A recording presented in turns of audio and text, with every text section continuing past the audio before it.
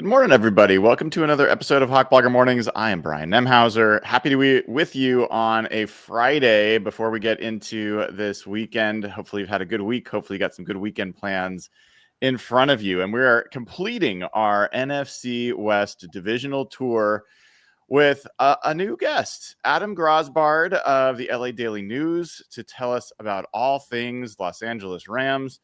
Adam, how are you this Friday morning? I'm doing good, man. How about you, Brian?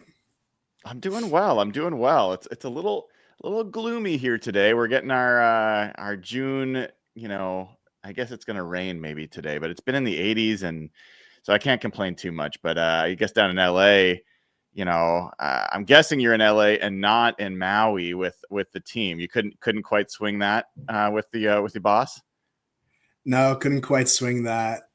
That's okay. The Rams are traveling more miles than any team other than the Chargers this year, so I'll just take the extra couple nights in my bed. Yeah, I understand that. Yeah, it's gonna be a lot of flying around for you this year. Yeah. The Rams, had an interesting offseason, and they return obviously Matt Stafford, who's a key part of what they're doing there and kind of a linchpin to what they're doing. One of the things that came up as news of late was one of his key protectors, Alaric Jackson. Came down with some blood clots, and I think this is a recurring or has happened to him before. What's the latest news on their starting left tackle? I mean, it's kind of a wait and see approach. These things, you see them in other sports too. They're kind of tricky, they're kind of hard to predict. This is something he has gone through in the past. It's something that impacted him during the 2022 season. And now we're just kind of waiting to see, how it impacts him in training camp and the rest of it. They've added a couple depth pieces. It was probably something that they needed to do anyways, because they really only had 3 tackles on the projected 53 at that point. But, it's just kind of wait and see, but it would be a tough one. It's someone they gave a big contract to the same day they signed Stafford, once they had those financials figured out. Like, he's been a big part of their plans, and he's only gotten better year by year by year. And so, that's kind of, especially with Rob Havenstein on the other side of the line, recovering from dual shoulder cleanups. That's definitely an area of concern for the Rams entering training camp now. What's his status in terms of, like, I assume he is not practicing at this point, or have they given any indication of what's going on there? No, no practice at this point. I mean, minicamp really wasn't a lot of activity. I think even in like the press release for Maui, it was deemed football activities instead of like football practice. Like they very low key this week, so it's, you can't really take a lot from that. Like he wouldn't have done a lot anyways, but no, he didn't participate, and they're just kind of waiting and seeing. You just got to be patient with these kind of things. They're really tough to predict or create a timeline for. So they did sign, as you said, DJ Humphries, and they also signed David Quessenberry, veteran players at the tackle position. If Alaric Jackson's unable to go, don't know for how long, but let's say that he's unable to go, how big of a loss would that be for the Rams? I mean, it's big. Like, he was really one of the steady presences last year. The line got a lot better when he returned from his 2-game suspension. They really didn't have an answer for him to replace him last year. It was between Joe Noteboom and Warren McClendon, who's a lot more comfortable on the right side than the left. And that really impacted them. He played through ankle injuries. Like, he's really been a stalwart over there, left tackle. So it's a big deal, especially, Stafford, you give him a little bit of time and he's pretty dangerous there in the pocket. And, I don't need to tell Seahawks fans what it looks like when a quarterback doesn't have time in the pocket. So, um, Yes, very so true. it's going to be, a big one for them. Those guys that they signed are vets, and they've got a lot of playing experience, but they don't have as much comfort in this system the way that Alaric does, especially with some of those duo blocking things that the line is now asked to do, which is a little bit different than other McVay Shanahan offenses out there. And so it'll be, it's definitely going to be something to monitor. Well, and you mentioned the injury, the recovery on the other side and the right tackle spot. What's the expectation there? Is that standard? Is he on the right trajectory, or was this kind of maybe lasting a little bit longer than they expected it to? This is about what they expected. They didn't really expect him to participate in OTAs. I think he was doing a little bit in Maui, but like I said, those were very low stress practices, nothing that he's really going to have to extend and, use those arms. They were just, he had clean outs of both shoulders. They found no structural issues, just cleaning it out for the next year. But, that's not insignificant for a tackle. Like, you're not able to do a lot of upper body workouts during the year. You got to get all your strength back. And that's really what Rob's been working on since then, is just trying to get the strength back in both arms. The expectation has been that he'll be ready for training camp at some point. I don't know if that means week 1 of training camp. That still kind of remains to be seen. But, we'll see. Rob has played through a lot of different stuff over the years for the Rams. And, this would be another one that he'd kind of have to soldier through. But he didn't get a lot of training camp time last year either, with an ankle issue. And once he hit the field, it was a completely different offensive line for the Rams once he was healthy and ready to go. He knows that system so well. He's been doing it for, over a decade now. And every year that McVay's been here. So if he misses a significant portion of training camp, it's actually not as big of a deal for him as it might be for someone else. But definitely something to just kind of keep an eye on, whether he'll be ready for week 1. But I think that still is the expectation, is that he will be. Last thing on the offensive line before we go to some of the other highlights and things that have stood out to you so far at OTAs. The Rams bring back Coleman Shelton at center. Mm-hmm. Is the expectation that there's a competition there with Bo Limmer, or is like one guy clearly the starter? What's going on there? No, that's Coleman's job. He was brought in with the expectation that he would be the starter, just like he was in 2023. They really like his presence there at the line of scrimmage. They like the work that he does during the week to get ready, what he can ID before the snap. He has really good communication with both Kevin Dotson on his right and Steve Avila on his left. They played a full year together, the three of them. The expectation is that it's not even the expectation, like, he was promised the starting job when he signed. The Rams have been very vocal about that in all of their media availability since. That's Coleman's job. Bo did a good job, but he missed some calls there in the playoffs, particularly there in the red zone against the Eagles in the fourth quarter in the divisional round. That ended up being some pretty significant misses there on pickups. So they went with the trusted hand, someone that Stafford has a really good rapport with and that the whole line has played with before. So they returned to some comfortable ground there. Who's caught your attention in the practices, the OTA practices you've been able to attend? Anyone? Obviously, these are all, in shorts kind of things, no pads. But those caveats aside, anyone that's kind of caught your attention? Emmanuel Forbes had a pretty good training camp. He's the former first-round pick from Washington, who the Rams claimed off waivers last year, much to their own surprise. They didn't think he would make it that far down the waiver list. Obviously did not work in Washington, but he came in and he didn't play really for the Rams until week 18 when they were resting all their starters. And he is, he's looked good. He looks really rangy. You're seeing the ball skills that people saw from him out of college. He's a tall corner.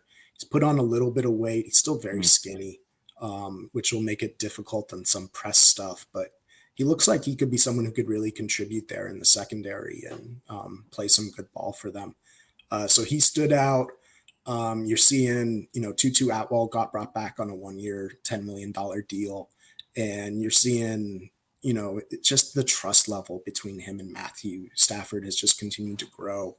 He's someone that Matthew has really trusted a lot. He's like, even when he got limited plays, limited snaps in previous years, they would get him on, third downs, fourth downs, fourth quarter. Stafford was looking for him and giving him the ball. And you're seeing that, and you're seeing the Rams starting to try to utilize some of his deep playability with his speed.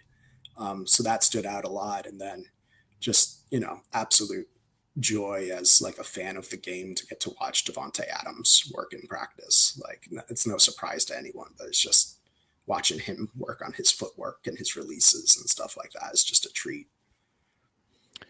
So Davante Adams comes in and, kind of on the wrong side of 30, but still obviously has something to offer.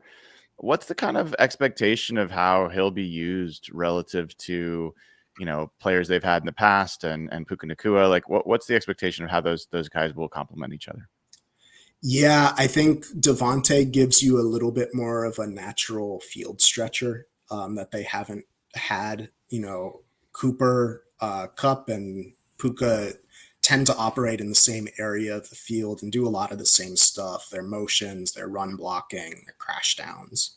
Davante is a little bit more like standard. You can line up anywhere, but you can line him up a little bit more comfortably as like a true X. Let him work downfield. And then really the big thing for the Rams and what he does really well is he converts in the red zone. And that was a big issue for the Rams last year. Davante can go and win a jump ball, which is not something Cooper Kupp was like one of his specialties. He was more operate in space. Same with Puka, though he can occasionally get up there. Davante is like a true throw it up to me, I'm going to come down with it type of guy, which the Rams really haven't had maybe since Odell. So I think that's going to be a big part of the offense. And then the other thing you're really seeing is like he's teaching these guys. Like you're seeing Puka and Tutu and even Kyren coming over and just like listening to Davante explain a release. And they're all just kind of silently standing there and nodding their heads as he mimics the movements. And then guys will move away and then Puka will stand there and they'll kind of mirror each other to work on this stuff. He's been a really good teacher so far for a lot of these guys, similar to what Cooper has been in the past couple of years. But, sometimes it's nice to get a new perspective and a new skill set to kind of take some things from.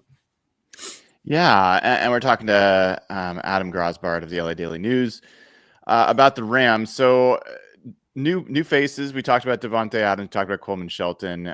There's also some of the draft picks. So the Rams obviously made some moves to move out of this draft to some extent and get better position for next year.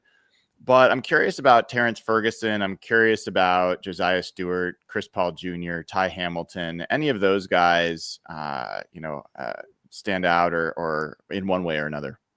Yeah, you're starting to see the Rams experiment a little bit with like where they can line Ferguson up.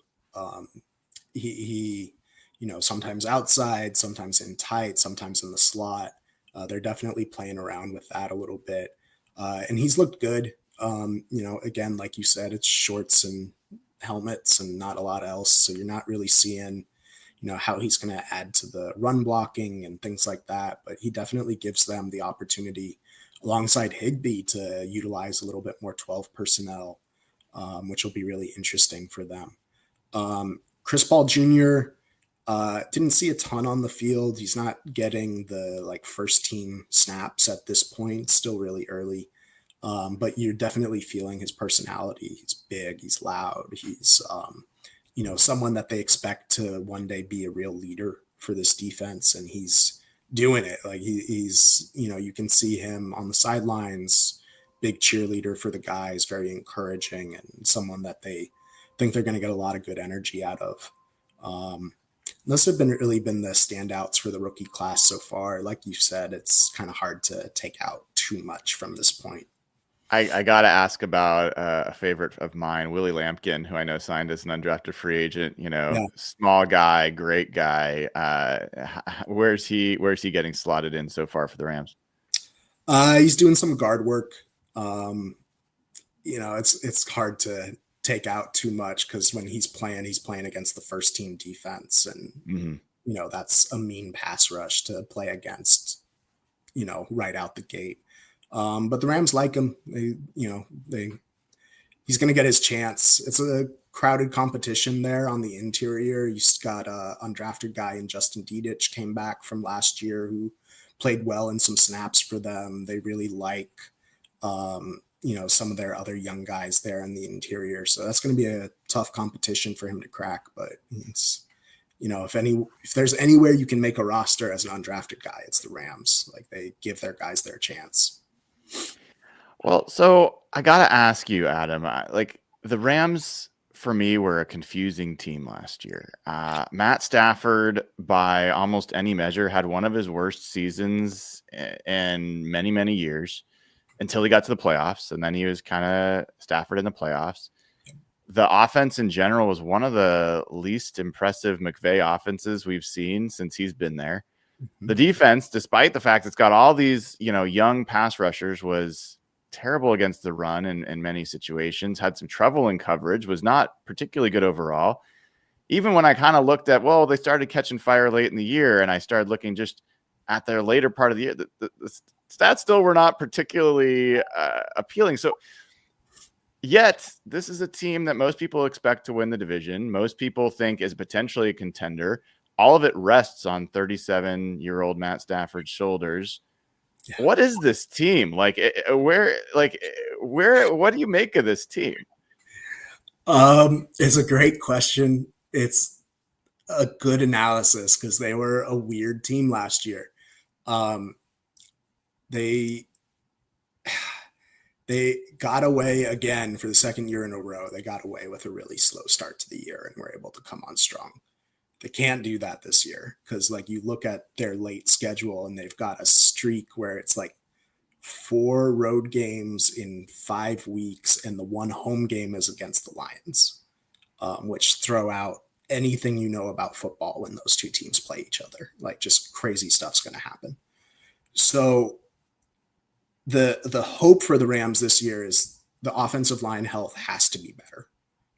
They had so many moving parts. It felt a little like 2022 again for them at the beginning of the year last year. They had Puka and Cooper who were hurt, and they just never really pieced it together after that. The one thing that they've really emphasized this year is trying to be more versatile, which means if Puka gets hurt, if Devontae gets hurt, if Kyren gets hurt, just have different guys with different packages that they can utilize. I think one thing that stood out a lot to the Rams was what happened in Green Bay when Jordan Love got hurt, and the way they were able to utilize a different package, and the way that when Rachaad White got hurt in Tampa Bay last year, Liam Cohen was able to turn to Bucky Irving and have a completely different type of run game and offense. That's something that they have definitely been trying to work on this year to prevent some of those issues that you talked about, where someone gets hurt and the offense really falls apart and they don't really have anyone to turn to, and they can't convert on third down and they can't convert in the red zone. So the hope is being more versatile will eliminate some of those down periods. And then they're going to have to live off of that pass rush again. Because like you said, the overall numbers for that defense aren't very good. Just they win up front in pass rush situations. So they need the offense to get up ahead and let Jared Verse do his thing. Let Byron Young do his thing. Let Kobe Turner do his thing. Let Braden Fisk do his thing. If they can do that, then they can get away with not having invested a lot in the secondary, not having invested a lot in the linebacker core this offseason. They really didn't do a lot there beyond some late round picks and hoping Emmanuel Forbes and maybe a Jalen Ramsey trade happens, but you can't rely on that at this point in the offseason. So we'll see. They need that pass rush to go up another step, and they need some better health. But even beyond the health, they need Tutu to step up if Puka's hurt. They need Jordan Whittington to step up. They need Terrence Ferguson and Tyler Higbee to keep doing their thing, even if the parts around them aren't there. They need Harquez Hunter to give them a little boost if Kyren isn't doing his. So they're hoping to be a deeper, more versatile team this year to avoid some of those letdowns, because they really need to come out the gate hot this year. They can't afford another slow start. Last question for you, Adam Grosbard of the LA Daily News. Matt Stafford. I haven't heard anybody ask the question like, is he potentially regressing? Like, is he showing signs of age? Because I think everyone's focused on the recency of how he played in the playoffs and not looking at the full season. Is there any signs that Matt Stafford's not the same player he's always been? It's tough because, like I said, like that supporting cast really got shelled early in the year, and it was tough for them as like an offense as a whole to recover. You started seeing Stafford put it together late in the year when Tyler Higbee came back. He started going on a run where he broke his own career record for most games without an interception, which, considering he's from like the Brett Favre school of quarterbacking, is a big deal for him. Um, he felt like a very good embodiment of that team last year, where it was like, we're just going to do exactly what we have to do to win. We're not going to run away from anybody. And it felt like that sometimes. And sometimes, like, you even heard that from the team, where I think Kyron, after the Bills game, was like, we knew we had to score every week, every time we touched the ball this game. And they won that game, and they knew exactly what they had to do to win. But sometimes that really bit them in other games. So I think, the big thing for them is, and for Matthew in particular, is going to be like, no more playing down to who you're playing. You need to come up and hit them quick. As far as regression, he still makes some throws that when you watch him in person, you're like, I don't know that anyone else in the NFC can make that throw. Like, I just don't. Like, Jalen Hurts is obviously a very good quarterback, but he can't make a throw like that. Mm-hmm. Maybe Goff, but Goff is so like on time and stuff like that can he really do that the same way Stafford can? I still think like there's a very strong case that Stafford is the best quarterback in the NFC, and I think that's really where a lot of the Rams' hope lies this year. I think Devontae gives him a different type of tool that he really hasn't had for a while. It'll be interesting to see what side of Stafford that unlocks. But he's looked really good, again, in shorts and the rest of it. But you can judge a quarterback a little bit better, right? Like, he's put in balls in really good places. He just seems to be very comfortable with this receiving core this year. I would expect, like, for the offense as a whole and Stafford too, you'd see a little bit more of a return to the mean from what you've expected from Rams in previous years. Especially if you have Puka healthy all year, like it's really hard to understate how difficult that was for the offense to overcome him getting hurt in week 1 last year. So to answer your question, I think there's still something left in that tank. Obviously, the Rams are being a little bit cautious about it. They're not committing to him more than a year at a time at this point. But there was a market for him. The Giants were willing to commit long-term to him. The Raiders were willing to commit long-term to him. He just decided he wants to be in LA. He wants to do TV after his playing career. So this is where he wants to be. His family's comfortable here. And he knows this offense really well. I still think we can get a lot out of Stafford at this age. All right, Adam, thank you so much. Adam Grosbard of the LA Daily News telling us everything about the Rams. It was great to have you. We'll hopefully talk to you again soon. Thanks, Brian. All right. Adam Grosbard, make sure you follow him and check out his content at the LA Daily News. He is on Twitter as well. And, it's really, I find the Rams to just be one of the most, what's the best word for it? Confusing would be one way, but contradictory teams. You've got this young, like absolutely arrows pointed straight up defensive line, right? Like great, young, talented defensive line for rushing the passer. And I have a ton of confidence that they're going to take an even bigger step forward. I think Jared Verse is going to be an absolute monster this year. And yet, I still think they have question marks in defending the run. They have got some really talented receivers. Not only everyone's going to talk about Puka Nacua and Devontae Adams and maybe even Tutu Atwell, as Adam did. I really like Jordan Whittington. I think he is going to be a guy that steps up for them. I think he's got a lot to offer. He's a physical run after catch, receiver. I think he was a really good get for them. And at the same time, I look at Matt Stafford and I have questions about whether last year was really about all the other injuries around him or whether he just started to not be the same player. To me, the question isn't like, can he make the same throws he used to make? Of course he can. Like, that's not generally the issue. Can his body hold up for a full game, for a full season, and be that player, game in, game out, series in, series out? And the answer was no last year. It just was. It was no last year. The thing that saved Matt Stafford from having a really bad year was that he really dropped his interception rate. And you heard Adam talk about the streak of, the longest streak of his career without throwing an interception.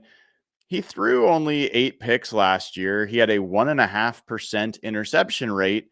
That was the lowest of his career for, a season that he played, more than 3 games. So that was notable, but guess what? His his touchdown rate was also pretty close to his career low. So he only threw 20 touchdowns last year. If he had thrown his normal interception rate, he would have been up there at 11, 12 picks, and it would have been a very similar season statistically to what Geno Smith had last year. And I get this thing about, okay, they had these injuries. They had injuries to Puka Nacua and Cooper Kupp. They had injuries to their offensive line. But what did we just start the conversation with in this discussion? Alaric Jackson has blood clots. That's not something you rehab from. Like, either he is going to get a clean bill of health and be able to play, or he may just be out the whole year. Like, there's no way to predict that. And if you lose him, there's a big gap between Jackson and DJ Humphries at left tackle. I hadn't actually known about Rob Havenstein and his cleanup surgeries on both shoulders. I'm worried about that a little bit if I'm a Rams fan, because you just never, shoulder surgeries are not something to just sweep aside. And when you have it on both shoulders, I think there's a reason that they also signed David Quessenberry, the other veteran tackle, because they may not be sure that Havenstein can hold up for this season. And Seahawks fans can tell you, if you lose your tackles, good luck. I mean, you can have a lot of other things. Good luck. So I have some questions about this team. And at the same time, I can look at it and be like, all right, if things work out, they've got, if not the best offensive line in the division, they would be right there, assuming that they have everybody healthy. Matt Stafford, when he plays to his level, is absolutely the best quarterback in the division for my money. When he's healthy, when he's, if he's playing like he has played up until before last year, I guess I would say. You've got a good running game. Kyren Williams is solid, and they're willing to do it, and they're willing to pound the rock. They've got good tight ends. They've got a great coach in terms of play calling. They've got a great, maybe the best young defensive line from a pass rush perspective. There's a lot of things there that are positive about this Rams team, and I can see the vision of what they could become. I also feel like I could see this defense still not being quite what they hope it would be and being a flawed unit for them. Keep in mind, this defense ranked 26th in the NFL in DVOA last year. They ranked 25th against the pass and 21st against the rush. So even with that pass rush last year, they still had one of the worst passing defenses in the NFL. And they also, by the way, unlike the Seahawks, who had the toughest schedule to go against as a defense, the Rams had the 17th toughest schedule to go against. So they weren't exactly facing a murderer's row of offenses, and they still were one of the worst defenses in the NFL, at least by DVOA. If you look at it from a EPA perspective, I looked at this early this morning. This Rams defense, 23rd in the NFL in EPA per play.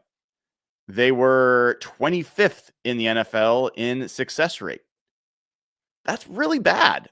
That's like the last few years of Pete Carroll for Seattle bad. I mean, it was very bad.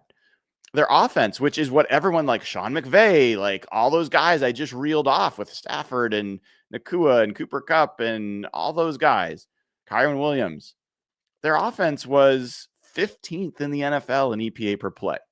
It was not a murderer's row. I think they were a little higher in success rate. Looking now, yeah, they were 9th in success rate. So that's good. Like that's an on-time offense. But I'd be concerned about that if I was the Rams. And I think they're putting a lot of weight in this notion that Davante Adams is going to be this big step forward. They thought Allen Robinson was going to be a big step forward for them too. That didn't work out. And I think Davante Adams probably will be a good player for them. That would be my bet. But it's like a 55-45 bet for me because I was not super impressed with Davante Adams last year. I mean, the Seahawks played him with the Jets. He certainly is still a talented player, but I don't know that this is a guy that I would bet the house on for this season for the Rams. So I think there's some question marks there. And then Stafford, I talked about this before, but if you look at quarterbacks from last year and you look at EPA per play, Matt Stafford ranked 17th in the NFL behind Sam Darnold in EPA per play. Matt Stafford was just ahead of Justin Fields as far as success rate. I think he was higher. He was 11th in success rate, which is good, but it's not elite. Brock Purdy, for what it's worth, had a higher success rate last year. He was 7th. Kyler Murray was 8th. He had a higher success rate. I don't know. And then if you look at this team last year and like everyone's like, oh, they started slow, the injuries, and then they caught fire. Well, let's look at those games. So they start off 1-4 last year, and then they have a bye week. Then they beat the Raiders by 5. That's not exactly impressive. I think it was a pretty crazy win as well. Then they get the Vikings at home on a short week on a Thursday night after the Vikings had just had a big divisional game, and they beat the Vikings. And that was the first game that they had Cooper Kupp and Puka Nacua back, and they put up 30 points, moved the ball pretty well. That was an impressive game offensively for them, not so much defensively, but it was an impressive game. Then they go to Seattle. We all know the story there. I won't bore you with it again. They needed every possible thing to go right for them to win that game. The Seahawks should have won that game 10 different ways. If Jason Myers hadn't missed an extra point, the Seahawks win that game in regulation. So that was not exactly an impressive performance by the Rams. Then they lost to the Dolphins at home. The Miami Dolphins. In that game, you're talking about losing to a team that was awful last year. So they lose to the Dolphins. They barely beat the Patriots by 6 points. Then they get boat raced by the Eagles, 37-20. They gave up 481 yards of offense, 314 yards on the ground in that game. So this is quote, their hot streak, right? But then they did win 5 straight games. Who did they beat in those games? They beat the Saints, and they were losing, I think, 14-0 at halftime in that game. They did beat the Bills, easily their most impressive win of the season. No doubt about it. Beating that Bills, that won them the division. They won that game 44-42. But keep in mind, the defense gave up 42 points and 445 yards to the Bills offense. And if they had made a different decision, the Bills, and near the goal line, I think that game could have definitely turned the other way. They beat the 49ers on a Thursday night game 12-6. Like, there wasn't a touchdown thrown. It was a terrible game. It was a lot like the Seahawks game at Chicago late in the season. They beat the New York Jets 19-9. Then they beat the Arizona Cardinals at home 13-9 in a game they absolutely should have lost. They were outgained in that game 396 yards to 257 yards. It just was 2 turnovers, including the one at the goal line that cost the Cardinals that game. I look at that, I'm like, the Bills game is super impressive for sure, but it's almost canceled out by how embarrassing the Eagles loss was. And if I go through and I look at their offense, they had 2 games all year before the last game of the season with the Seahawks, which I just think is basically an exhibition game. It didn't count for anything. They had 2 games where they had over 400 yards of offense. Once against the Patriots for 402 and once against the Bills, 457. To give you a comparison, the Seahawks had 1, 2, 3, maybe they just had 3 games of more than 400 yards of offense. So 1 more. But the Seahawks offense wasn't that impressive last year. And they didn't have Sean McVay, and they didn't have Matt Stafford, and they didn't have Puka Nacua and Kyron Williams and that offensive line. Like, they didn't have those things. And they still had some of the better games offensively than the Rams. I don't know. I mean, I don't know that I am convinced that the Rams are the juggernaut that a lot of the media wants them to be. I feel like there is a very strong recency bias with the Rams based off that last game against the Eagles and just the playoff, run in general. But I'll tell you, even that Vikings game, the Rams put up 292 yards of offense and gave up 270 yards of offense. It wasn't like this. It was a little bit misleading in terms of, that total outcome of that game. I think the defense for them really set the bar and made it very easy on that offense. And if I look, one of the things that stands out for me, if I'm looking at the games where the Rams outgained their opponents, had more yards than their opponents. Let's count this up real quick. 1, 2, 3, 4, 5, 6, barely 7, 8, 9. Well, let's call it 8 out of 16 because the last game I think is a little bit misleading, but 8 out of their 16 games to start the season, they outgained their opponent, and the other 8, they were outgained by their opponent. For me, that's just they were a 500 team that got some breaks. And so when you talk about regression to mean, I think regression to mean could easily be the Rams were actually an 8-win team last year, and if things go well, they'll be a 9 or 10-win team this year, as opposed to they were a 10-win team last year, and now they're going to get back to more of a powerhouse offense, and they'll be a 12-win team this year. I don't know, man. I don't know. I think that the Jackson injury in particular is one to really watch. I don't think that team will function well if their left tackle's out for a significant period of time.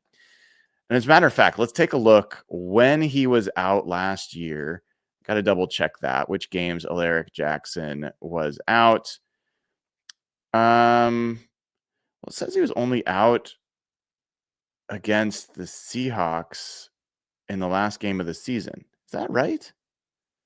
I thought Alaric Jackson missed some games due to suspension last year. Let me pull that up. Yeah, he only played 14 games, so that is a misleading piece there. So Alaric Jackson, I believe, missed the first 4 games. Let's take a look. We'll go to the Chicago game. Double check. Let me just look this up real quick. Alaric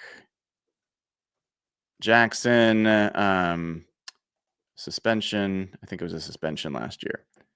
2 games. Yes. So he was suspended for the first 2 games of last season. And if you look at the first 2 games for the Rams, they put up 20 points in the first game, and they got boat raced by the Cardinals 41-10 in the second game. And as far as sacks, Matt Stafford was sacked 5 times in that second week of the season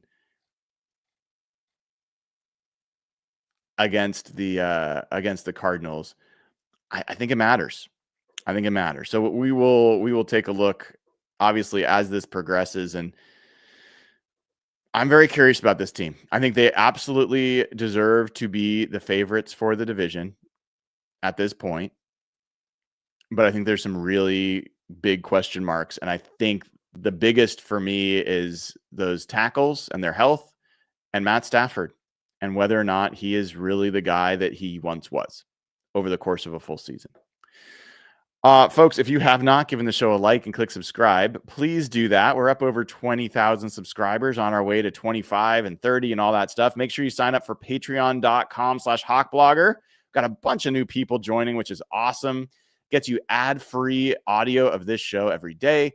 Also gets you access to the Discord channel where you can talk with other fans, like really, really cool community that we were growing there.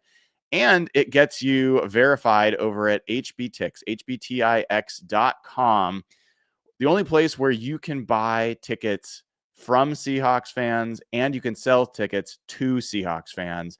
Make sure you know that you are putting a Seahawks fan in the seat before you sell. List your tickets there. There's dozens of seats available now. Tickets to the 49ers games, a bunch of others. So head on over there, sign up. Over 1,000 people have signed up. It's a great way that you as a fan can help protect the home field advantage that the Seahawks fans are so proud of. HBTix.com. If nothing else, make sure you let other people know about it. Let's get it growing as big and as fast as we can. All right, everybody. I will be back with you. I think I'll be back with you tomorrow with Seahawks Saturday and Jeff Simmons. I got to figure that out. I've got some family in town, so it's going to be a little bit sketchy the next couple of days about when I will be able to go live, but we will definitely keep the conversation going. Until then, have a great rest of your day. I'm Brian Nemhauser. This has been another episode of Hawk Blogger Mornings. Take care.